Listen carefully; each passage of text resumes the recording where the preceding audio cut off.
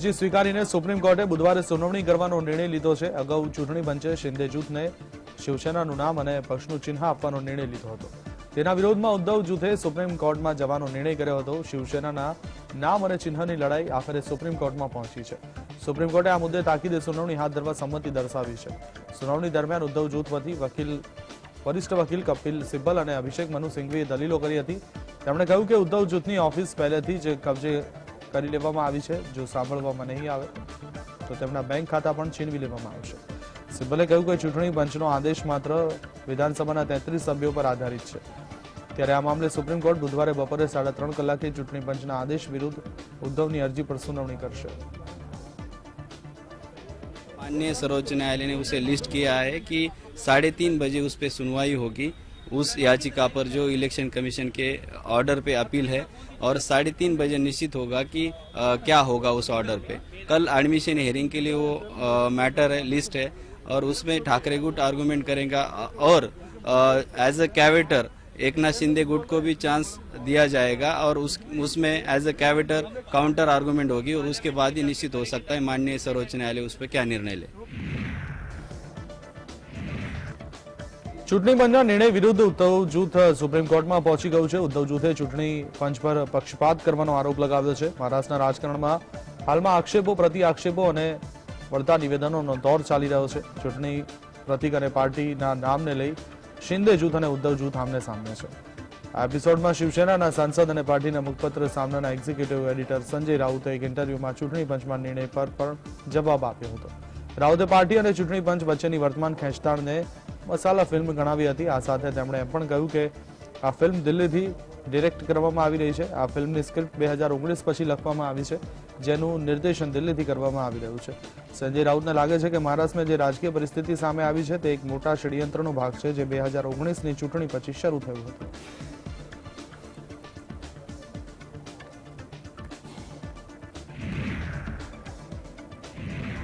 ચૂંટણી પંચે એકનાથ શિંદે જૂથને શિવસેનાનું નામ અને પ્રતીક આપ્યા બાદ ઉદ્ધવ ઠાકરે જૂથને વધુ એક મોટો ઝટકો લાગ્યો છે। સંસદ ભવનમાં એકનાથ શિંદે જૂથને ઓફિસ ફાળવવામાં આવી છે। લોકસભા સચિવાલય એકનાથ શિંદે જૂથને શિવસેના કાર્યાલયો ફાળવવાનો આદેશ આપ્યો છે। લોકસભા સચિવાલયે પોતાના આદેશમાં કહ્યું કે સંસદ ભવનનો રૂમ નંબર 128 શિવસેના સંસદીય દળને કાર્યાલય તરીકે ફાળવવામાં આવ્યો છે। અગાઉ એકનાથ શિંદે જૂથને શિવસેનાનું નામ, ચૂંટણી ચિહ્ન અને મહારાષ્ટ્ર વિધાનસભામાં સ્થિત પાર્ટી કાર્યાલયનો કબજો મળ્યો છે। મહત્વનું છે કે એકનાથ શિંદેના નેતૃત્વવાળી શિવસેનાએ પાર્ટીની રાષ્ટ્રીય કાર્યકારિણીની બેઠક બોલાવી હતી। આ બેઠકમાં ધારાસભ્યો, સાંસદો અને શિંદે જૂથના અન્ય નેતાઓ હાજર રહ્યા હતા।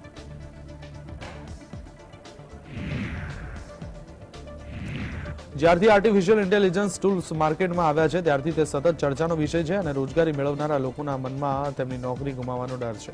વાસ્તવમાં ઓપન એઆઈના ચેટબોટ ચેટ જીપીટીએ માર્કેટમાં સનસનાટી મચાવી દીધી છે, કારણ કે તે આ તમામ કાર્યોને થોડી સેકન્ડોમાં ઝડપથી પૂર્ણ કરી રહ્યું છે। જે કામ માટે કંપનીઓ સામાન્ય રીતે લોકોને હાયર કરે છે તે આ ચેટબોટ થોડી વારમાં પૂર્ણ કરે છે। આવી સ્થિતિમાં નોકરી ગુમાવવાનો ડર દરેકના મનમાં બેઠો છે। સુપ્રીમ કોર્ટના ન્યાયાધીશ હિમા કોહલી આર્ટિફિશિયલ ઇન્ટેલિજન્સના ઘણા ફાયદાઓની યાદી આપી અને કહ્યું કે લોકોએ તેનાથી બિલકુલ ડરવું જોઈએ નહીં, કારણ કે આ ટૂલની મદદથી તેઓ તેમના કામમાં સુધારો કરી શકે છે। હિમા કોહલીએ કહ્યું કે લોકોએ એઆઈ ટૂલ્સને ખતરા તરીકે નહીં પરંતુ તક તરીકે જોવું જોઈએ।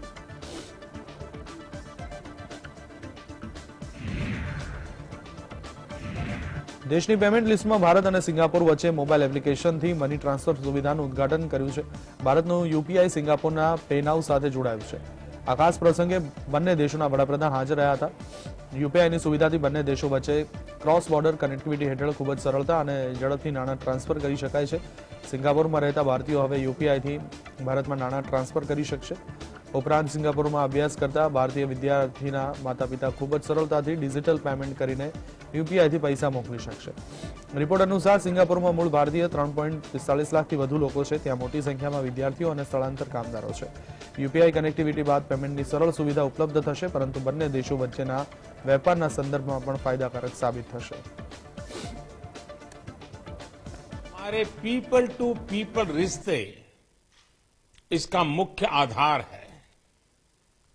यूपीआई पे नाउ लिंक का लॉन्च आज दोनों देशों के नागरिकों के लिए एक ऐसा उपहार है जिसका वे उत्सुकता से इंतजार कर रहे थे।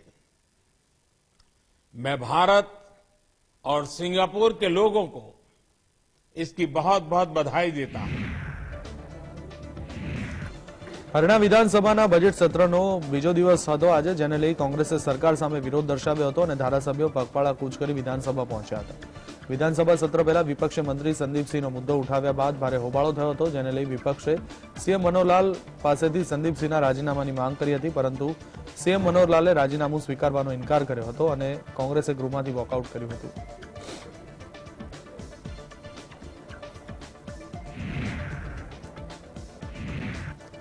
ભાજપના નેતા રવિશંકર પ્રસાદે ફરીવાર બિહારના સીએમ નીતિશ કુમાર પર આકરા પ્રહાર કર્યા. તેમણે જણાવ્યું કે નીતિશ કુમાર માટે પીએમ પદ માટે કોઈ જગ્યા નથી. પીએમ મોદીની આગેવાનીમાં દેશ આગળ વધી રહ્યો છે. નીતિશ કુમાર પીએમ બનવા માટે દિવસે સપના જોઈ રહ્યા છે. રવિશંકર પ્રસાદે આ પ્રકારનું નિવેદન એવા સમયે આપ્યું જ્યારે ઉપેન્દ્ર કુશવાહાએ નીતિશ કુમાર સાથે છેડો ફાડી નાખી નવા પક્ષની રચના કરી છે. दिन में सपने देखने पर कोई बंदिश तो नहीं है ना। नीतीश कुमार जी प्रधानमंत्री पद की कोई वैकेंसी नहीं है। 14 में जीते मोदी जी की अगुवाई में, 19 में और जीते, 24 में और जीतेंगे, क्योंकि मोदी जी की अगुवाई में देश दुनिया की बड़ी ताकत बना है। गरीबों की चिंता हो रही है, उपेक्षितों की चिंता हो रही है। भारत का इकोनॉमिक माइट, भारत का मिलिट्री माइट सब दुनिया में आगे बढ़ रहा है। 5th economy of the world England को छोड़कर के। ઉત્તર પ્રદેશ વિધાનસભાના બજેટ સત્રના પહેલા દિવસે હોબાળો થયો હતો, જે બાદ સમાજવાદી પાર્ટીના ધારાસભ્યે વિરોધ શરૂ કર્યો હતો. જે વિરોધને કવર કરવા ઘણા પત્રકારો પહોંચ્યા હતા, જે દરમિયાન સમાજવાદી પાર્ટીના ધારાસભ્યએ પોલીસ સાથે ઝપાઝપી કરી હતી. સાથે સાથે મીડિયા કર્મીઓને સાથે મારપીટ કરી હતી. ઝપાઝપીમાં ઘણા પત્રકારો ઇજાગ્રસ્ત થયા હતા. પત્રકારોનું કહેવું છે કે માર્શલ્સે કોઈપણ કારણ વગર પત્રકારો સાથે ખરાબ વર્તન કર્યું છે.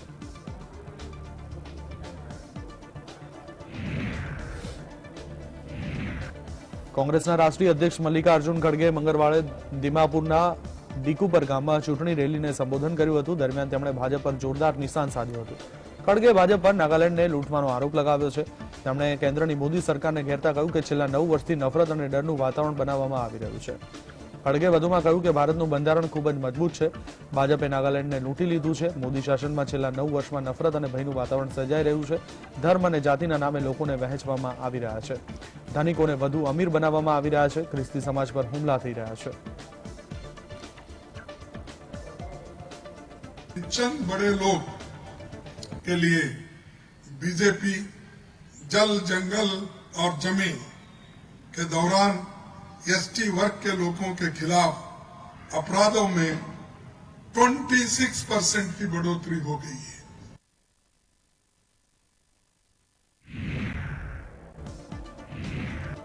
વિદેશ મંત્રી એસ જયશંકરે ચીન સાથેના સરહદ વિવાદ મુદ્દે કોંગ્રેસના આક્ષેપો પર વળતો પ્રહાર કર્યો હતો. જયશંકરે કહ્યું કે અત્યાર સુધીમાં સૌથી વધારે સેના એલએસી પર વડાપ્રધાન મોદીએ મોકલી છે.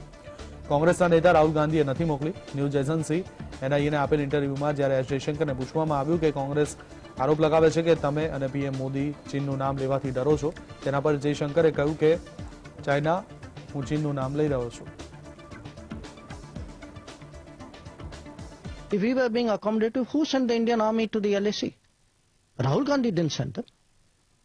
Narendra Modi sent them. We have today the largest peacetime deployment in our history on the China border. And please notice, I said China, CH.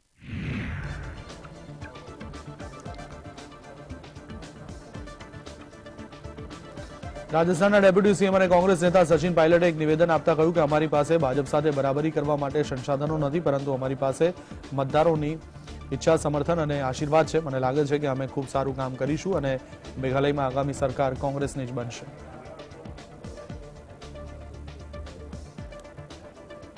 I want to ask the leaders of BJP, when you had a government in Delhi, you had a government in Shillong, what report cards do you have to show in this state?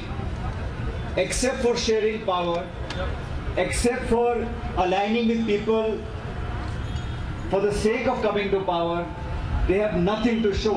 This double engine government that the BJP boasts of everywhere, they have zero performance in this state. તો કોંગ્રેસ નેતા રાહુલ ગાંધીએ મંગળવારે ભાજપને હરાવવા માટે વ્યૂહરચના આપતા કહ્યું કે જો તમામ વિપક્ષી દળો સાથે આવે અને વિકલ્પ રજૂ કરે તો 2024ની ચૂંટણીમાં ભાજપને હરાવી શકાય છે.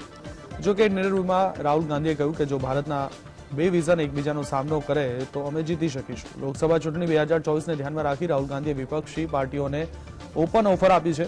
તમામ વિરોધ પક્ષોને એકજૂથ થવાની અપીલ કરી છે. કોંગ્રેસના ભૂતપૂર્વ વડાએ કહ્યું કે ન્યાય સ્વતંત્ર નથી, સંપૂર્ણ કેન્દ્રવાદ છે અને હવે મીડિયા પણ સ્વતંત્ર નથી. રાહુલ ગાંધીએ વધુમાં કહ્યું કે મીડિયા સરકારના ઇશારે ગરીબી, મોંઘવારી અને વાસ્તવિક મુદ્દાઓથી વિચલિત કરવાના સાધન તરીકે રજૂ કરે છે. સંસદ પણ હવે કામ કરતી નથી. હું 2 વર્ષથી બોલી શક્યો નથી. હું સંસદમાં બોલું તો તેઓ મારો માઇક્રોફોન બંધ કરે છે.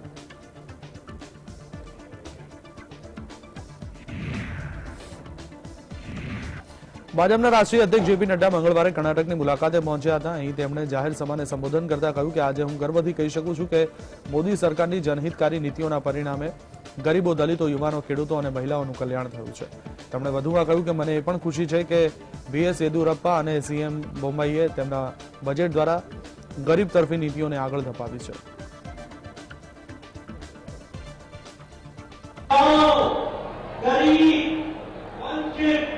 पीड़ित, शोषित, दलित, युवा, किसान, इनकी अगर चिंता की है तो केंद्र सरकार की नीतियों ने चिंता की है.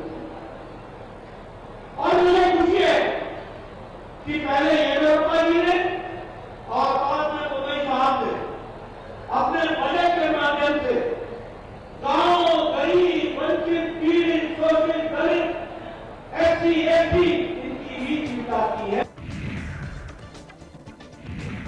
હરિયાણાના પૂર્વ મુખ્યમંત્રી ભૂપેન્દ્રસિંહ હુડાએ ચંદીગઢમાં વર્તમાન સરકારના કામકાજ પર અનેક સવાલો ઉઠાવ્યા હતા. તેમણે હરિયાણા સરકાર પર બેરોજગારી, મહિલાઓની સુરક્ષા અને કાયદો અને વ્યવસ્થાની સાથે અન્ય અનેક મુદ્દાઓ પર નિશાન સાધ્યું હતું.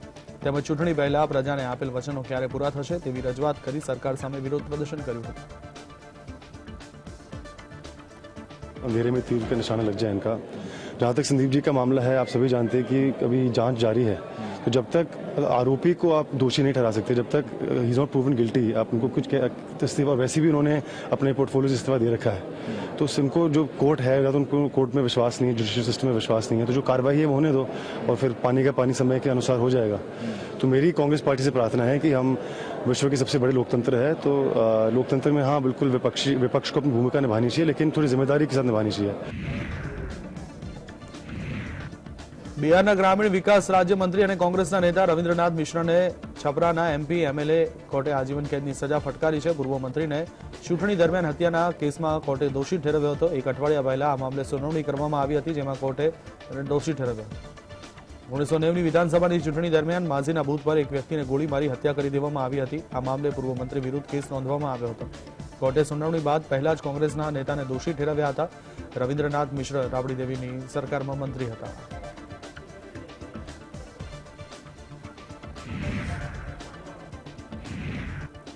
નેશનલ કોન્ફરન્સના પ્રમુખ ફારૂક અબ્દુલ્લાએ ગાંદરબલ જિલ્લાના રેઝાન વિસ્તારની મુલાકાત લીધી હતી. અહીં ભૂસ્ખલનને કારણે કેટલાક સ્થાનિક લોકો હાલાકીનો સામનો કરી રહ્યા છે તેવા પરિવારો સાથે તેમણે મુલાકાત કરી હતી. તેમજ હાલાકી ભોગવી રહેલ પરિવારને વળતર મળે તેવી માંગ કરી હતી. इनके पास कुछ नहीं रहा और भविष्य तक नहीं रहे, इसलिए बहुत जरूरी है कि हमें फौरन इनकी इमदाद करनी चाहिए. पहले इनके लिए एक जमीन ढूंढनी पड़ेगी जहां इनको बसाना है. उसके बाद इनके मकानों के लिए जो कुछ भी देना पड़े उसके लिए हम लोगों को उससे साथ साथ जो इनका नुकसान हुआ पूरा तो नहीं कर सकते, मगर जितना वो पूरा कर सकते हैं इनके नुकसान को पूरा करना पड़ेगा कि ये फिर से जिंदा रह सकें. એનઆઈએ કચરા ગાંધીધામમાં બિશ્નોઈ ગેંગના સાથીદાર કુલવિંદરના ઠેકાણે દરોડા પાડ્યા છે. કુલવિંદર પર બિશ્નોઈ ગેંગના સભ્યોને આશરો આપ્યાનો ઘટસ્ફોટ થતા એનઆઈએ તપાસ હાથ ધરી છે. મહત્વનું છે કે કુલવિંદરના તાર આંતરરાષ્ટ્રીય ડ્રગ માફિયા સાથે જોડાયેલા છે. આમ તો ટેરર ફંડિંગ મામલે એનઆઈએ દ્વારા દેશભરમાં દરોડા પાડવામાં આવ્યા છે. મળતી માહિતી પ્રમાણે પંજાબ, હરિયાણા, દિલ્હી સહિત 70 સ્થળો પર દરોડાની કામગીરી હાથ ધરવામાં આવી છે. એનઆઈએના સૂત્રોના જણાવ્યા અનુસાર 6 ગેંગસ્ટર્સની પૂછપરછ દરમિયાન ઘણા વધુ ગેંગસ્ટર્સના નામ સામે આવ્યા હતા. એનઆઈએની આ દરોડા તમામ જગ્યાઓ પર એકસાથે કરવામાં આવી રહી છે. ગેંગસ્ટરોના અન્ય દેશોના માફિયાઓ સંપર્કમાં હોવાના પણ ખુલાસા થયા છે. ભારતમાં લોરેન્સ બિશ્નોઈ અને ભવાના ગેંગના આતંકી ફંડિંગ એકઠું કરી રહ્યા હતા.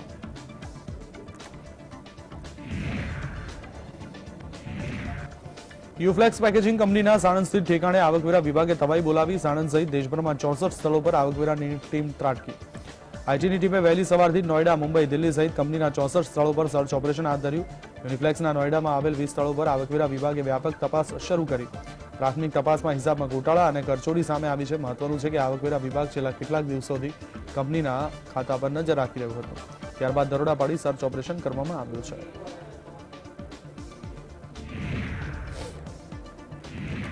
મંગળવારે પંજાબમાં રાજપુરા, પટિયાલા, સરહિંદ, ફતેહગઢ સાહિબ, મોહાલી, સુનમ, મોંગા, ફિરોઝપુર, લુધિયાણા અને સંગરૂર સહિત 30થી વધુ સ્થળોએ સીબીઆઈએ દરોડા પાડ્યા.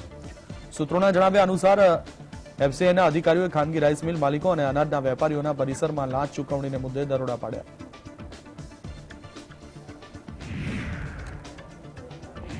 ઈડીએ ઝારખંડ સરકારના ગ્રામીણ વિકાસ મંત્રાલયમાં એન્જિનિયર વિરેન્દ્ર રામ સાથે સંકળાયેલ રાંચી સહિત દેશભરમાં 24 સ્થળોએ દરોડા પાડ્યા. રાજ્યની રાજધાની રાંચી, જમશેદપુર અને દિલ્હી સહિત લગભગ 2 ડઝન સ્થળોએ ફેડરલ ઇન્વેસ્ટિગેશન એજન્સીના અધિકારીઓએ પ્રિવેન્શન ઓફ મની લોન્ડરિંગ એક્ટની જોગવાઈઓ હેઠળ દરોડા પાડ્યા છે. મની લોન્ડરિંગ કેસમાં વિજિલન્સની ફરિયાદ કર્યા બાદ સામે આવ્યું છે કે સરકારી કામની ગ્રાન્ટના બદલામાં કથિત કમિશન ચૂકવવામાં આવ્યા છે.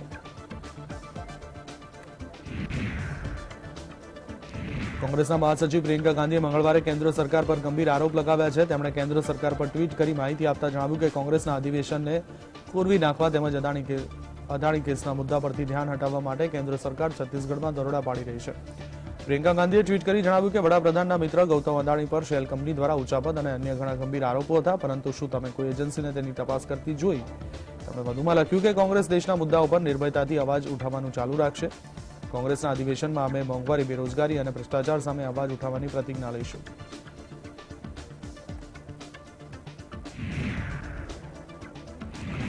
છતરપુર સ્થિત બાગેશ્વર ધામના ધીરેન્દ્ર કૃષ્ણ શાસ્ત્રીના એક નિવેદનને કારણે ચર્ચા છે. એક ઇન્ટરવ્યુમાં ધીરેન્દ્ર શાસ્ત્રીએ જવાબ આપતા પોતાના પર જોખમ વિશે કહ્યું કે તેને મારીને ખતમ કરવા માટે વિદેશી પ્લાનિંગ ચાલે છે. હિન્દી અને હિન્દુત્વ ખતરામાં તેમજ હિન્દુઓના પોસ્ટર બનાવવાના પ્રશ્ન પર ધીરેન્દ્ર શાસ્ત્રીએ કહ્યું કે હિન્દુસ્તાન અને હિન્દુઓ જાગૃત થયા છે. સનાતનની ક્રાંતિ આવી રહી છે, જે વ્યાપક થઈને રહેશે. વધુમાં કહ્યું કે વિદેશીઓનું પ્લાનિંગ હિન્દુઓને બરબાદ કરવા અને ડૂબાડવા માટે ચાલી રહ્યું છે.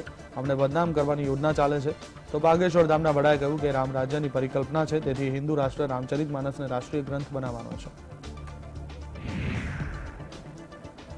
પ્રખ્યાત ગીતકાર જાવેદ અખ્તરનો એક વિડીયો સોશિયલ મીડિયા પર વાયરલ થઈ રહ્યો છે. આ વિડીયોમાં તેઓ 26/11ના મુંબઈ હુમલાનો ઉલ્લેખ કરી પાકિસ્તાન પર નિશાન સાધી રહ્યા છે.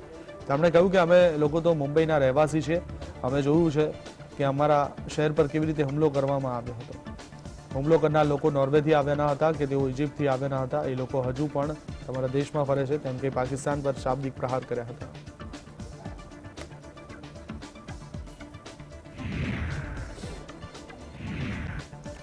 મુંબઈમાં શો કરી રહેલ સિંગર સોનુ નિગમ પર હુમલાની ઘટના બની. આ હુમલો ધારાસભ્યના દીકરાએ કર્યો હોવાનો આરોપ લગાવવામાં આવ્યો છે. આ હુમલો મુંબઈના ચેમ્બુર વિસ્તારમાં એક શો દરમિયાન થયો હતો. હુમલામાં સોનુ નિગમના મિત્ર રબ્બાની મુસ્તફા ખાનને વધુ ઈજા થઈ છે. જ્યારે ખાનને હોસ્પિટલ લઈ જવામાં આવ્યો ત્યારે સોનુ નિગમ પણ તેની સાથે હતો. આ પછી સોનુ નિગમ પોતાનું નિવેદન નોંધવા પોલીસ સ્ટેશન પહોંચ્યો હતો.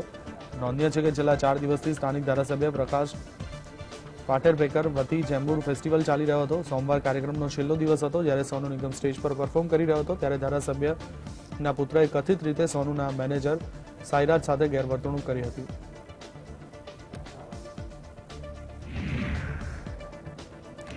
રશિયાના રાષ્ટ્રપતિ વ્લાદિમીર પુતિને મંગળવારે રશિયાની સંસદને સંબોધિત કરી હતી. આ સંબોધનમાં તેમણે કહ્યું કે રશિયા યુક્રેનને આઝાદ કરવા માટે લડી રહ્યું છે. આ ઉપરાંત તેણે પશ્ચિમના દેશો પર ગંભીર આક્ષેપો લગાવ્યા હતા. પુતિનનું સંબોધન અમેરિકી રાષ્ટ્રપતિ જો બિડેનની યુક્રેનની મુલાકાતને એક દિવસ બાદ આવ્યું છે. પુતિને પોતાના સંબોધનમાં પોતાના દેશના લોકોની સુરક્ષાને મહત્વપૂર્ણ ગણાવી અને યુદ્ધ સાથે જોડાયેલી ઘણી જાહેરાતો પણ કરી હતી. વ્લાદિમીર પુતિને પોતાના સંબોધન દરમિયાન કહ્યું કે તેઓ એવા સમયે દેશને સંબોધિત કરી રહ્યા છે જે દેશ માટે મુશ્કેલ અને મહત્વપૂર્ણ છે. સમગ્ર વિશ્વમાં મોટા ફેરફાર થઈ રહ્યા છે. પુતિને કહ્યું કે રશિયા યુક્રેનને આઝાદ કરવા માટે લડી રહ્યું છે. પુતિને પશ્ચિમી દેશોની પણ ટીકા કરતા કહ્યું કે મોસ્કોએ નાટો સાથે શાંતિ મંત્રણાનો પ્રસ્તાવ મૂક્યો હતો, પરંતુ નાટોએ યોગ્ય જવાબ આપ્યો ન હતો.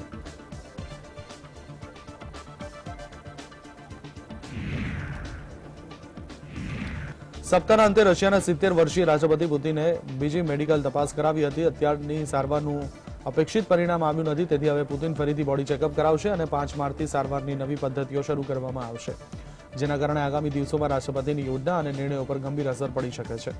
મીડિયામાં રિપોર્ટ્સમાં કહેવામાં આવ્યું છે કે પુતિનની બીમારીના લક્ષણો સામે આવ્યા બાદ વારંવાર તેમની તપાસ કરવામાં આવે છે. જોકે અગાઉ કેન્સર જેવી ગંભીર બીમારી હોવાનો પણ દાવો કર્યો હતો. ભૂતકાળમાં એક વિડીયો વાયરલ થયો હતો જેમાં સ્પષ્ટપણે નજરે પડે છે કે પુતિનની તબિયત ઠીક નથી. તો ક્યુબાના નેતા સાથેની તાજેતરની બેઠક દરમિયાન પુતિન નર્વસ અને હિંસક રીતે તેમની ખુરશીને પકડેલા જોવા મળ્યા હતા. તેમજ તેમના હાથનો રંગ બદલાવવાનો દાવો પણ કરાયો હતો.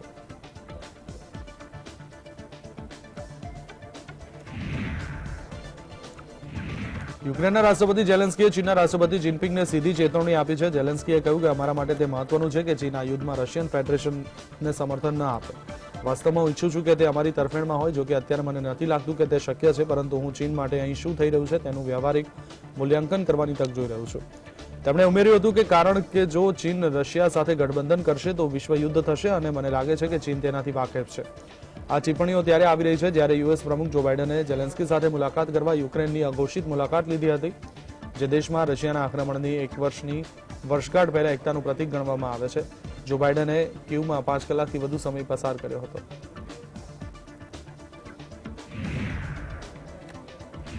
ઉત્તર કોરિયાના પરમાણુ મિસાઇલ પરીક્ષણને કારણે ઉત્તર કોરિયા, દક્ષિણ કોરિયા, ચીન અને જાપાનના લાખો લોકો રેડિયેશનથી પ્રભાવિત થઈ શકે છે.